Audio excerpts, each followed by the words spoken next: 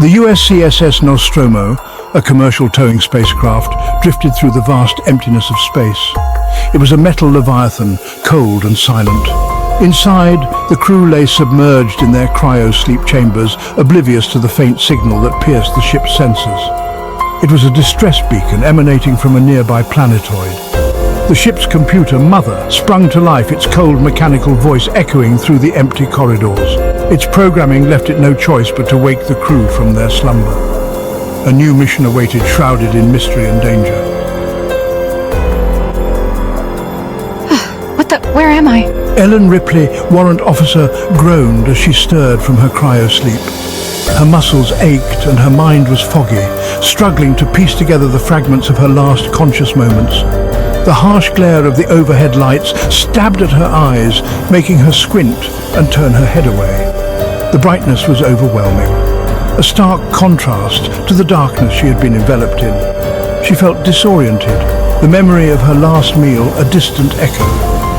Her stomach churned, and she could barely remember the taste of food, let alone the events leading up to her cryosleep. Why are we up? This isn't scheduled. Did something go wrong? Next to her, Samuel, the ship's navigator, was already pulling himself upright, his face etched with annoyance at the unscheduled awakening. He rubbed his temples, trying to shake off the lingering grogginess. What's going on? Why is there a red light? Is it an emergency?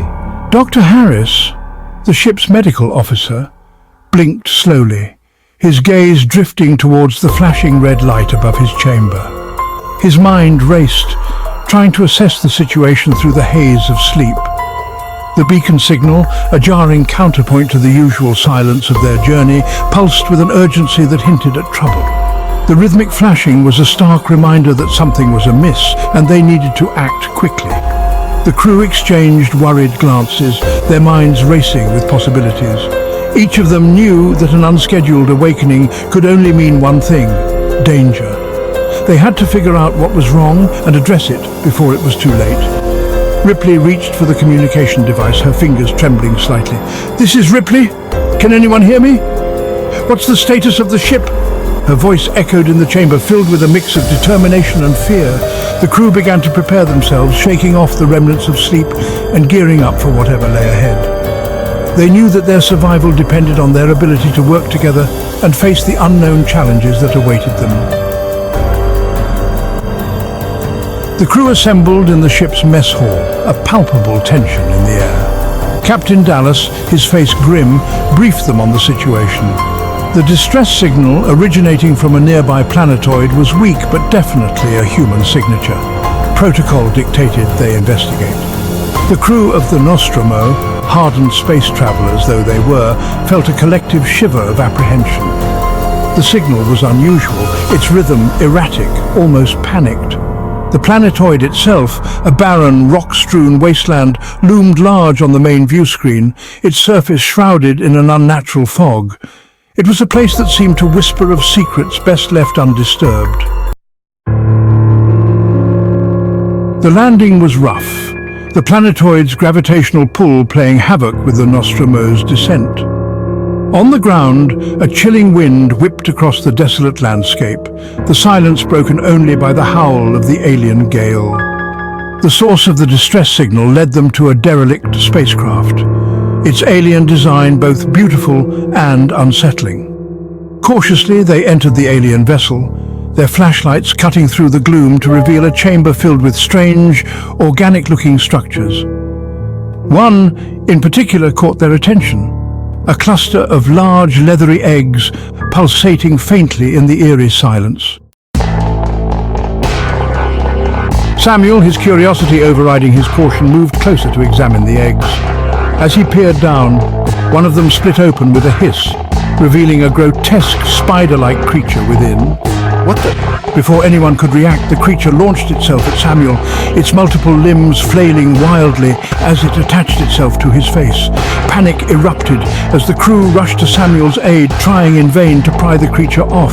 It held on with an unnatural strength, its long, bony fingers digging into Samuel's flesh. Finally, with a sickening crack, the creature went limp, its grip on Samuel loosening. But the damage had been done. Back on the Nostromo, Dr. Harris quarantined Samuel in the medical bay. The room was sterile, filled with the hum of medical equipment, and the air was thick with tension.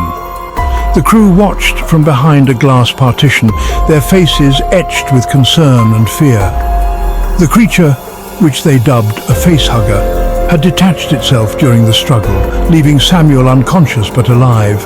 Its appearance was grotesque, with long, spindly legs and a tail that coiled like a serpent. The crew had never seen anything like it before. Fear and uncertainty hung heavy in the air. The medical bay, usually a place of healing, now felt like a chamber of horrors.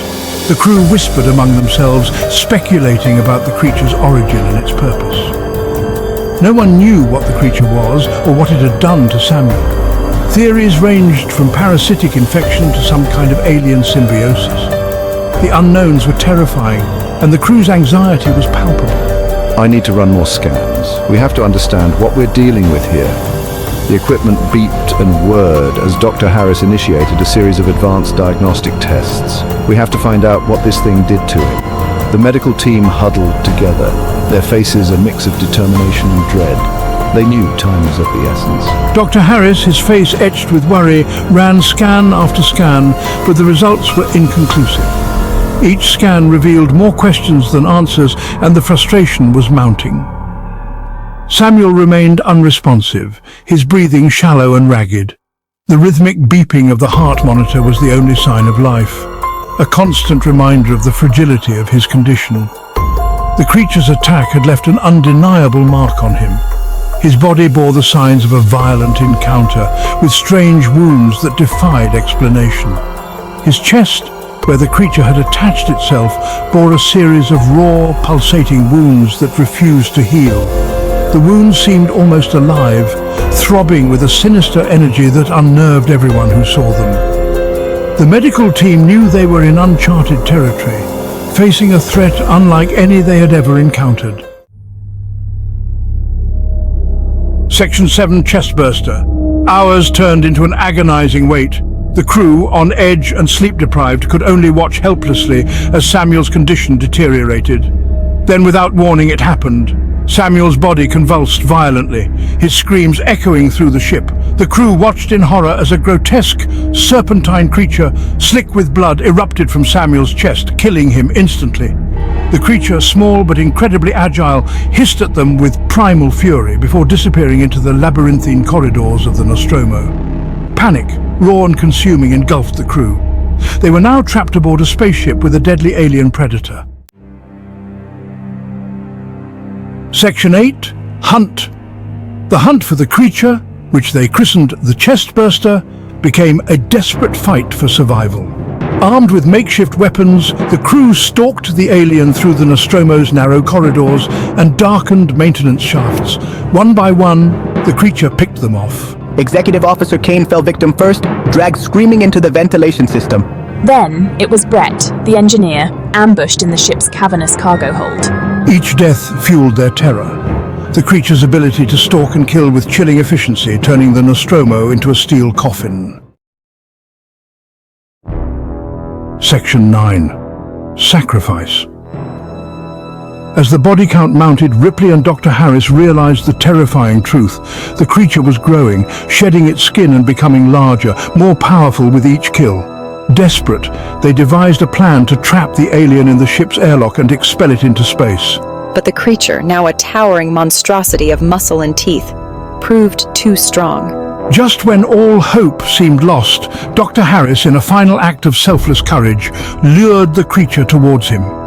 He activated a series of explosive charges, engulfing himself and the alien in a blinding flash of light and fire. Section 10. Last Hope. In the vast, uncharted regions of space, hope is a fragile thing, easily shattered by the cold, indifferent void. The explosion ripped through the Nostromo, crippling the ship. The once mighty vessel, a beacon of human ingenuity, was now a twisted, burning hulk, its pieces scattering into the abyss. Ripley, the only survivor, made her way to the escape pod, clutching a small, hissing cat in her arms.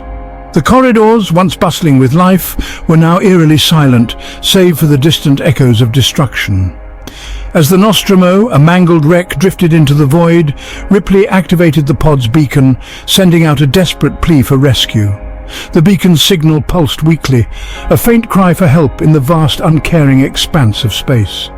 She knew the chances of being found were slim, but she had to try.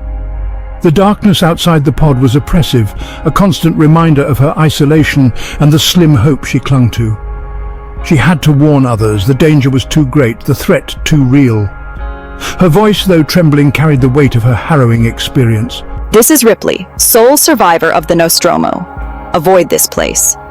It's death. Her words were a stark warning, a plea for others to heed her caution and stay away from the deadly planetoid. Her message, a chilling testament to the horrors she had witnessed, echoed out into the vast emptiness of space, a stark warning to any who dared to venture too close to the planetoid and the nightmare it held. The silence of space swallowed her words, but the warning remained a ghostly echo in the infinite darkness.